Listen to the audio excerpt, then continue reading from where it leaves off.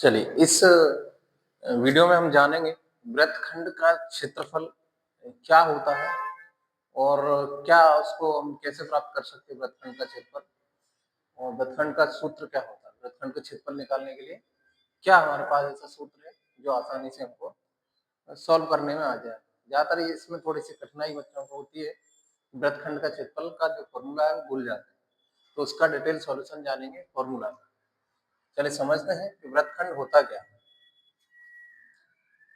मान लीजिए ये एक वृत्त है और ये इसका केंद्र है।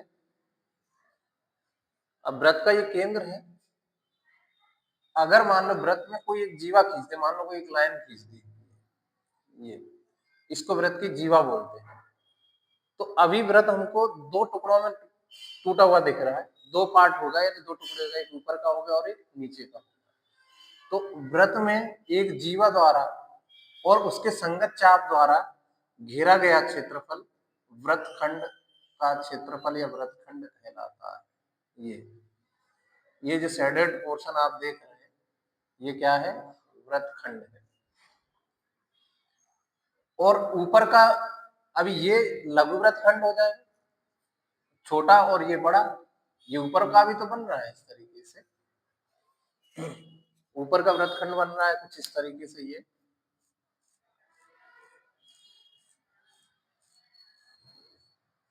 तो दो वृत्तखंड हमको दिख रहे हैं, एक नीचे का और एक ऊपर का। इसको बोलते हैं लघु वृत्तखंड और इसको बोलते हैं दीर्घ, बड़ा वाला वृत्तखंड, दीर्घ वृत्तखंड।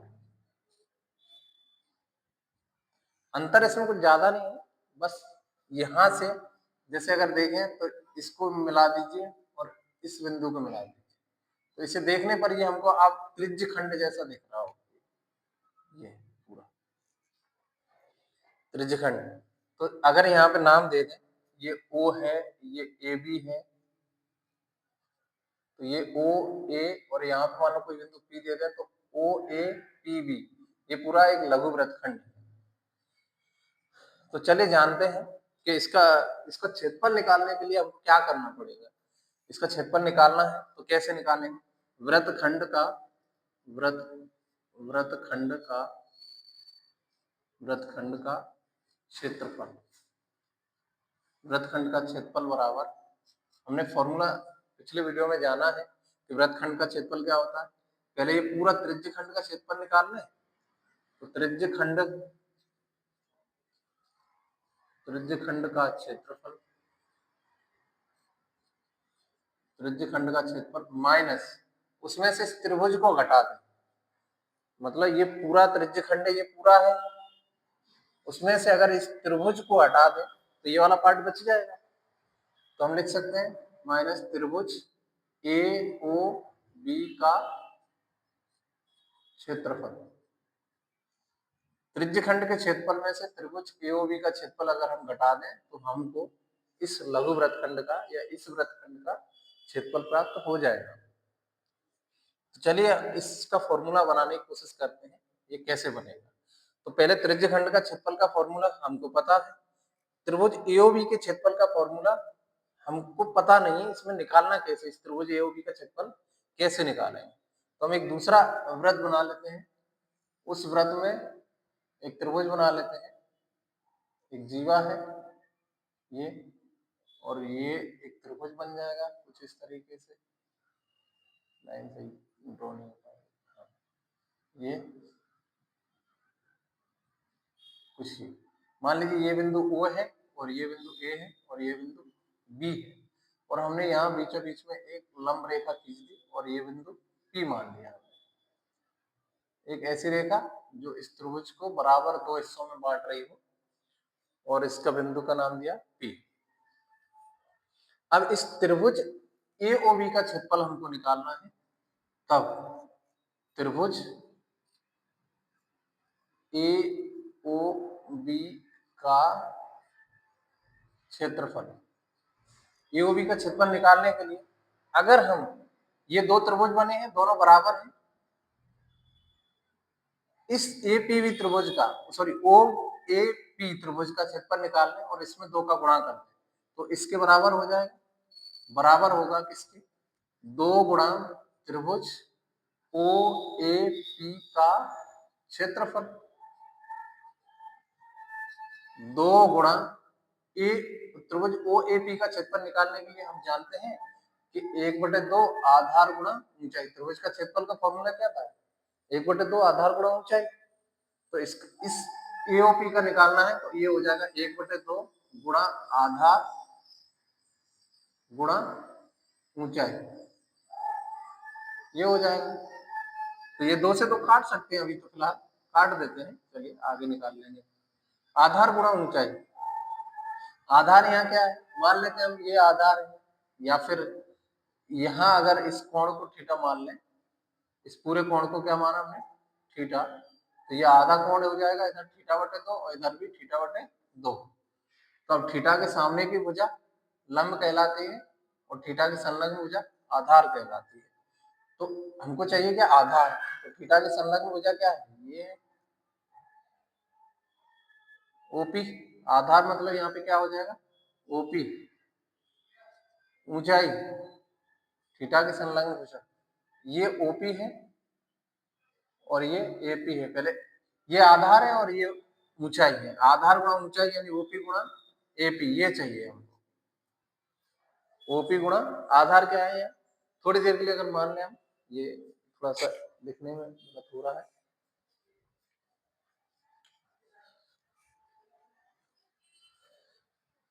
आधार, आधार ये है एपी। त्रिभुज में देखेंगे, त्रिभुज में आधार क्या है, एपी, और ऊंचाई क्या है, ओपी। तो इसका मतलब हमें एपी और ओपी की लंबाई अगर प्राप्त हो जाए तो इस त्रिभुज का क्षेत्रफल हम निकाल सकते हैं। तो देखिए कैसे निकालेंगे एपी और ओपी। अगर मान लिया जाए ये जो पूरा कोण है, ये पूरा जो कोण है वो क्या है, थीटा है। तो इस कोण को हमने बराबर तो इससे बांट दिया, ये θ/2 और ये भी θ/2 हो जाए। यहां से अगर हम इस एपी और ओपी का त्रिकोणमिति का फॉर्मूला यूज करके, ये 90 डिग्री का कोण है, त्रिकोणमिति का फॉर्मूला यूज करके हम एपी और ओपी के मान निकाल सकते हैं। तब देखते हैं क्या होगा। अगर ये 90 डिग्री कोण है तो इसके सामने भुजा ये क्या होगी, कर्ण होगी, ठीक है। तो हम यहाँ से साइन थीटा बराबर निकालें, साइन, क्योंकि यहाँ कोण कितना है, θ/2, साइन θ/2, क्योंकि साइन थीटा बराबर क्या होता है, इस त्रिभुज को अगर हम थोड़ी देर के लिए अलग निकाल लें, इससे ऐसे और ऐसे, और ये वाला कोण हमको दिया है θ/2 और ये वाला कोण 90 है, ये O है और ये A है और ये E है। तो थीटा, यहाँ साइन थीटा का मान निकालेंगे तो क्या होता है, थीटा के सामने की भुजा बटे कर्ण, थीटा के सामने की भुजा यानी इस कोण के सामने की भुजा बटे में कर्ण, ये भुजा कर्ण है। तो इसके सामने की भुजा कौन है, एपी, और कर्ण क्या है यहाँ पे, कर्ण ये भुजा होगी, ये हो जाएगी ओ ए या ए ओ। तो साइन θ/2 बराबर एपी बटे ओ ए। तथा इसी प्रकार अगर हम इसमें cos थीटा का मान निकालें तो cos, क्योंकि थीटा का मान θ/2 है, तो cos थीटा का मान क्या होता है, cos बराबर होता है थीटा की संलग्न भुजा, यानी इस कोण की संलग्न भुजा बटे कर्ण। तो इस कोण की संलग्न भुजा क्या है, ओपी, कर्ण क्या है, ओ ए। यहां से अगर हम एपी का मान निकालें तो एपी का मान निकालने के लिए क्या होगा, ये ओ ए इधर आ जाएगा, ओ ए इंटू साइन θ/2 बराबर एपी, तथा ऐसे ये ओ ए इधर आ जाएगा, ओ ए इंटू कॉस θ/2 बराबर ओपी। एपी का मान और ओपी का मान हमको प्राप्त हो गया है, तो इस मानों को हम यहाँ रख देते हैं, ये समीकरण 1 कह देते हैं।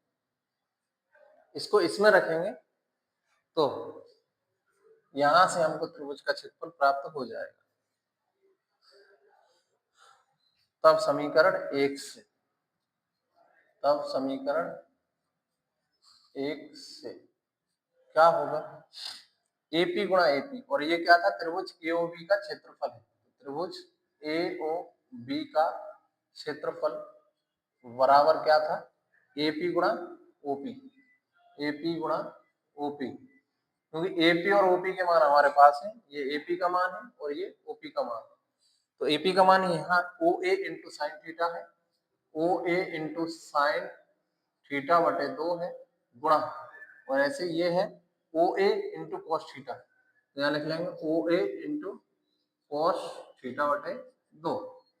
अब ओ ए और ओ ए का गुणा करेंगे तो ओ ए पे घात 2 बन जाएगा, और इंटू साइन थीटा बटे 2 और कॉस थीटा बटे 2। ओ ए, ओ ए क्या है, यहाँ पे त्रिज्या है, और त्रिज्या को अगर हम आर मान लें, ओ ए को क्या मान लिया, आर, तो ये हो जाएगा अपना R square into sine theta बटे 2 इंटू कॉस थीटा बटे 2। ये हमको त्रिभुज ए ओ बी का क्षेत्रफल मिल गया। त्रिभुज ए ओ बी का क्षेत्रफल क्या है, R square into sine theta बटे 2 इंटू कॉस थीटा बटे 2।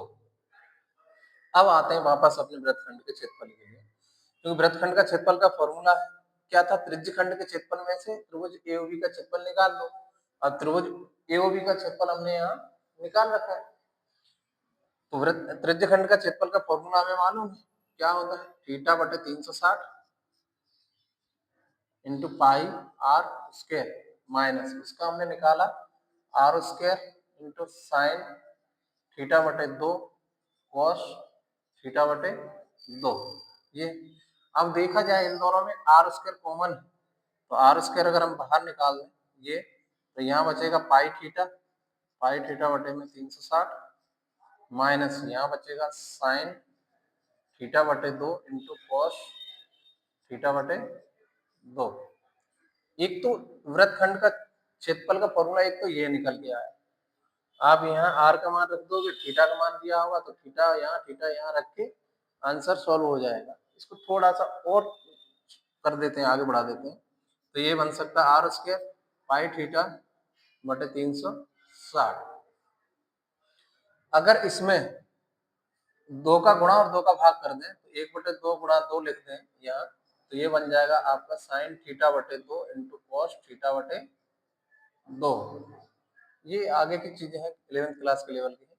तो ये 2 साइन ए कॉस ए वाला फॉर्मूला लग के इसको बना देंगे अपन आर स्क्वायर पाई थीटा बटे 360 माइनस 1/2, और ये बन जाएगा आपका साइन 2 इंटू थीटा बटे 2।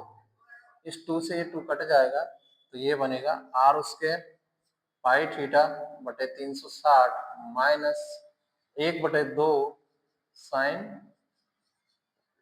थीटा। एक फॉर्मूला ये बन गया और एक फॉर्मूला ये बन गया, वृत्तखंड का क्षेत्रफल, वृत्तखंड का क्षेत्रफल, ये वाला फॉर्मूला ज्यादा यूज होगा ये, और ये 1/2 साइन थीटा ये भी है, दोनों फॉर्मूले अच्छे यूजेबल हैं। लेकिन यहाँ अगर दिक्कत ये आती है कि थीटा का मान अगर हमको 90 से ज्यादा दिया, इसमें 90 से ज्यादा है, क्योंकि हम 10वीं क्लास में थीटा का मान 90 तक भी पढ़ते हैं, तो 90 से अगर ज्यादा दिया है तो फिर यहाँ साइन का मान निकालने में दिक्कत आएगी। और यहाँ 90 से ज्यादा अगर दिया है, मान लो 120 दिया है, तो 120/2 करोगे तो साइन 60 का मान, क्योंकि साइन 60 का मान हम जानते हैं, इसी प्रकार कोस 60 का मान भी जानते हैं। तो ये है वृत्तखंड का क्षेत्रफल। ओके।